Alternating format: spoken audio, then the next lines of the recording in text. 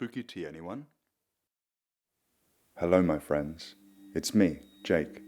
I have so much to tell you about this ship and its strange rules since the last time we spoke. I'll fill you in on the events that have transpired in the same order as the rules that are stated. That way, maybe you can keep a better idea of the life I live on this ship.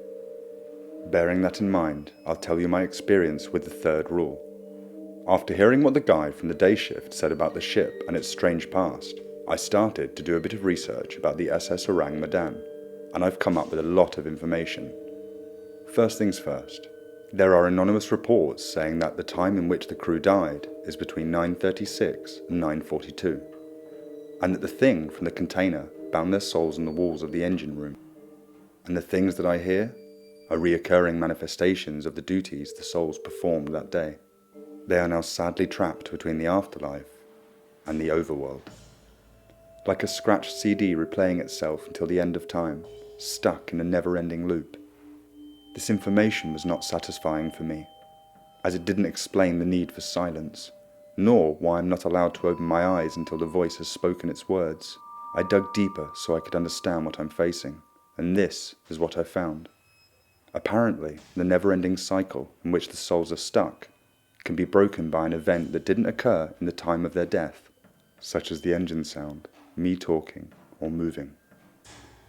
The next thing on the list is the booming voice that says, "Until later." I found out that it's the voice of the demon thing from the container that is leaving the ship by a portal to hell. I didn't find an explanation for the other voices, but my best guess is that it's a rupture through the fabric of our dimension, caused by the gigantic quantity of power required to bind souls to iron and open a portal. I think iron is basically poison for demons, as it's considered a sort of holy metal. But I'm not sure. As for not being allowed to see what is producing the sound, I think the reason is to not let the demon see you. It's kind of like, if you see it, it sees you. But I'm not about to risk my life for a hunch. I found the reason for the fourth rule, but then again, I have a guess that the stairs might be a portal to the demon has opened. I'm not sure as to why this event is not in sync with the knocking, and I really don't want to find out. Now that the creepy demon shit is out of the way, let me tell you about how my dear Max saved my ass for the third time. In my 10th shift, I was already accustomed to Max, and started to look after my little ghost friend. Demon? Ghost demon? Friend. Every time we stopped in a harbour, I would buy some dog food and dried meat from the local markets and give him some at the beginning of every shift. Due to my actions, he started to take a liking to me too, and would watch my back while in the engine room, and while I watched the exhausts. The first time he saved my ass was when I forgot to take one of my crosses again. The last time, I found out what happens without it. I usually keep the cross for my protection in my back pocket, and the one for the door in my tool belt.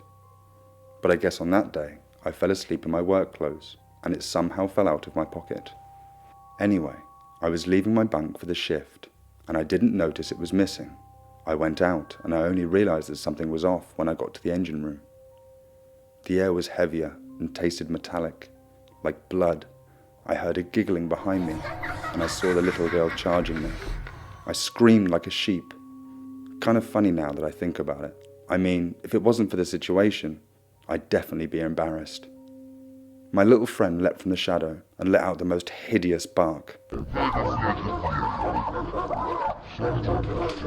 It was unlike any sound I'd ever heard before, like that of multiple voices simultaneously piercing into my eardrums.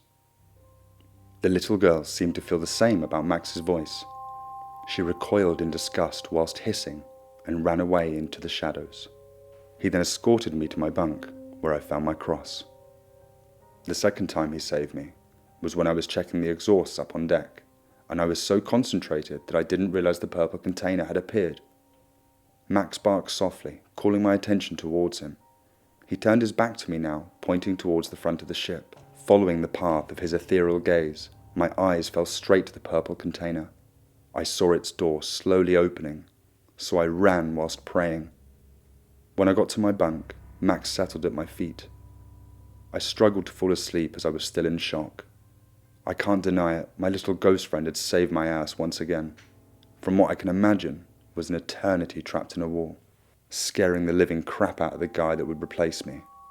The third time he saved my ass was yesterday when I was helping the man work on the engine, and I nearly looked at his face. A split second before seeing his face, Max tackled me to the ground, his body absorbing every photon from around my eyes, blocking my vision entirely. I remember saying something silly like, "Damn, he's fast. Good thing he's my friend," before returning to my task of giving him the eyes and fingers he had asked for. Yes, he is fixing the engine with human parts. Anyway, I gotta go. Our ship is stationed in tropical waters for the next week. The crew and I have convinced the captain that we all deserve a day to relax. In half an hour, we go to the beach to relieve some tension, and I'm going to enjoy every second of being normal, even if it's only for a day. Stay safe. I'll see you soon.